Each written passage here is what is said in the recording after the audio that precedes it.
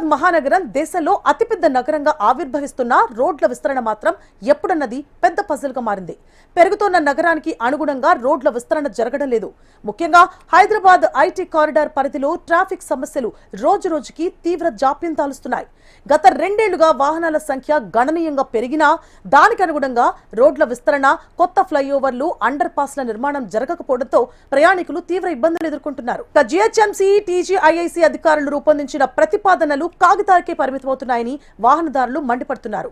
Gachibowli, triple IT junction సమీపంలో flyover నిర్మించాలని ప్రభుత్వం ప్రణాళికలు రూపొందించినట్లు ప్రకటించినా ఇప్పటి వరకు ఒక్క అడుగు కూడా ముందుకు పడలేదు. గతేడాది ప్రారంభిస్తామని చెప్పినా ఆ ప్రయత్నాలు ముందుకు పడలేదు.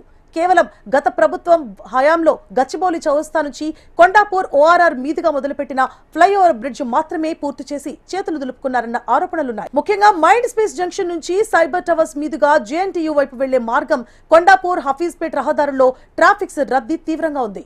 కార్యాలయ వేళల్లో ఈ మార్గాల్లో ప్రయాణించాలంటే గంటల తరబడి జామ్లలోనే గడపాల్సిన పరిస్థితి నెలకొంది. అంతర్జాతీయ స్థాయి ఐటీ హబ్లతో వసతుల అభివృద్ధి వేగం పెంచకపోతే పరిస్థితి మరింత దారుణంగా మారే ఛాన్స్ ఉందని నిపుణులు హెచ్చరిస్తున్నారు.